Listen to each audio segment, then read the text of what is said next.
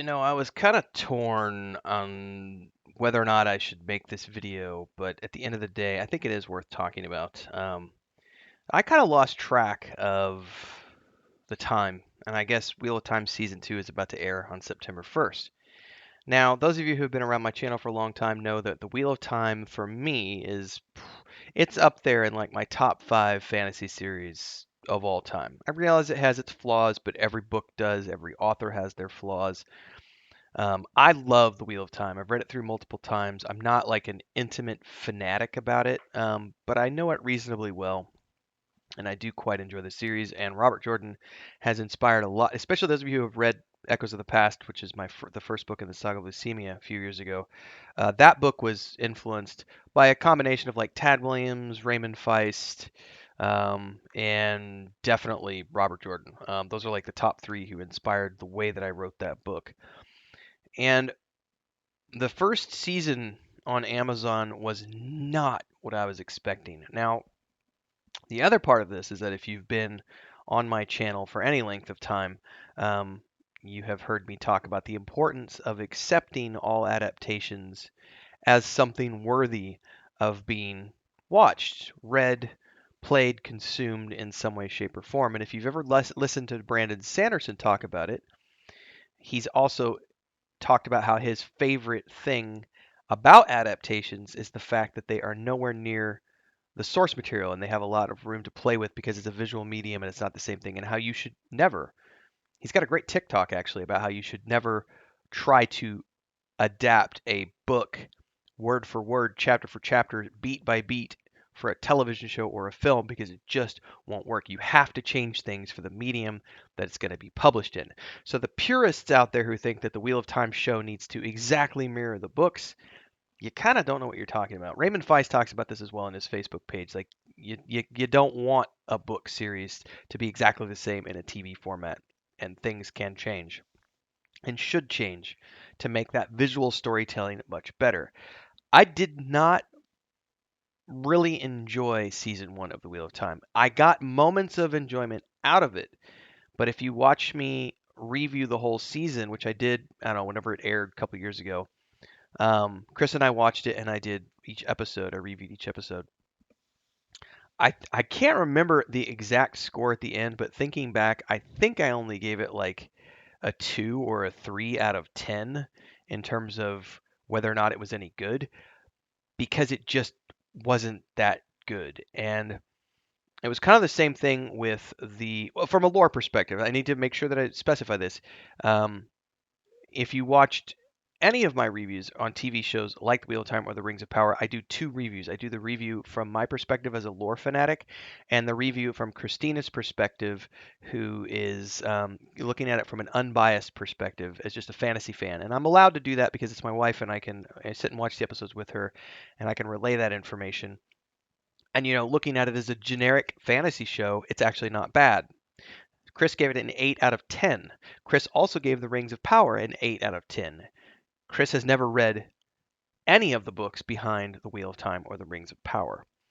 So, knowing that, knowing how poorly the first season followed the lore, I am hesitant about the second season. And I have to tell you, I'm fairly apathetic about the second season airing. Like, I just kind of don't care.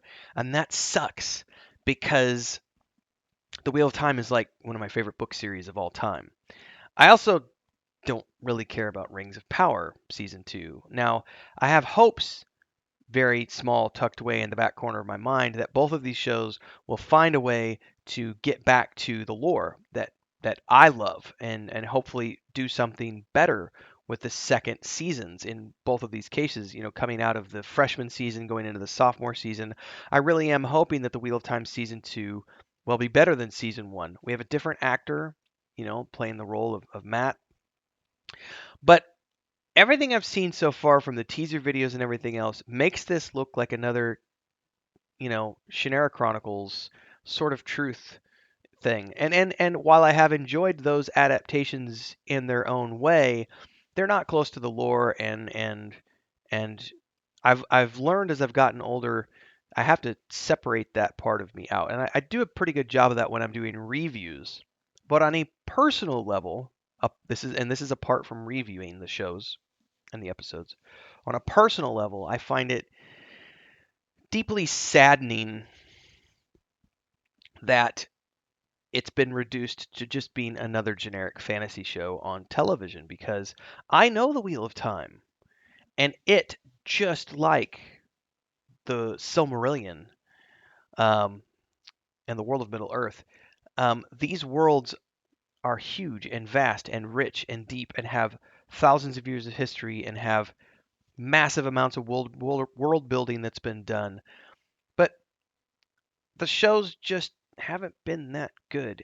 And it's not always the fault of the actors. It's Think about it this way. There's a lot of stuff that has to happen for an actor to get cast on a show. The director, the casting director, the producers, there's so much that goes into whether or not this is the right person for a role. So I very rarely ever put the blame on the actor because the actor is given direction and they're just following directions.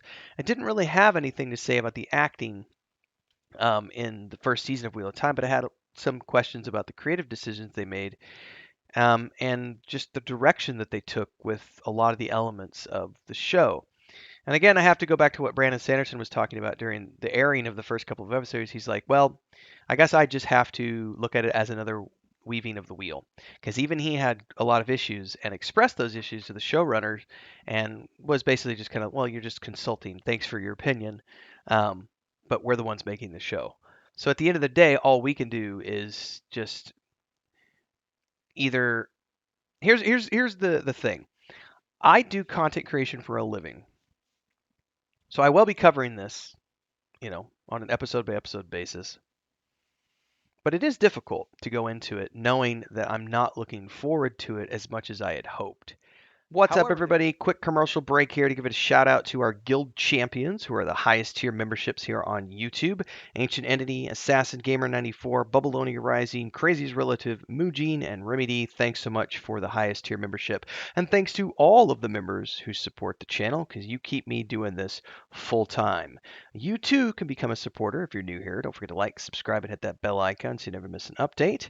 Join as a member. There's 3 different tiers. We do lots of special stuff: private polls, private videos. You get a shout out if you're the highest tier membership, but you can also do one-off donations in the form of super chats on any live stream or premiere you see, and of course super thanks on any upload or YouTube short. Whatever you can contribute, it's great. Keeps me on the air full time, keeps the cats fed, keeps the homestead running.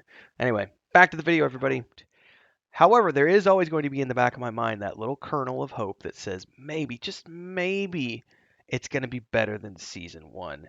And I am a firm believer that even if we didn't like the first season of something, we should follow up and watch season 2. I see a lot of commentary: if something's trash, you shouldn't waste your time watching it. And I always tell those people, no, what you should do is stop smothering your inner child. Let that inner child breathe, let it come out, let it enjoy, let it romp around, see the things, touch the things, play with the things, so that we can see if it's something to be enjoyed or not. And if you don't find enjoyment in it, that's okay. Don't, don't rain on everybody else's parade just because you hate something. Don't tell someone that they shouldn't watch the show just because you didn't like the show. As much as I didn't find enjoyment in season 1, giving it a 2 out of 10 in terms of the adaptation, watching my wife watch the show and give it an 8 out of 10 and she having a great time in all of the episodes, I watch that and it helps me be more enthusiastic about things because it's like, well, she's getting great enjoyment out of it. So it means it's not a bad show. It's just that I have personal baggage that I'm bringing into it, which makes it difficult for me to be objective about it. Now, I try my best, and hopefully that comes across in the reviews that I've done. But at the same time, here we are. I honestly wasn't even paying attention to this, and I happened to see this pop up in my Facebook feed, and I saw that September 1st date there at the bottom, and I went, really? I guess we are already into late 2000 or mid 2023 already, and looks like season 2 is just around the corner. Maybe it'll be better. I do have hope, a small sliver. Love to hear your thoughts. Drop them down below. Like, subscribe, hit the bell icon. See you in the next video, everybody.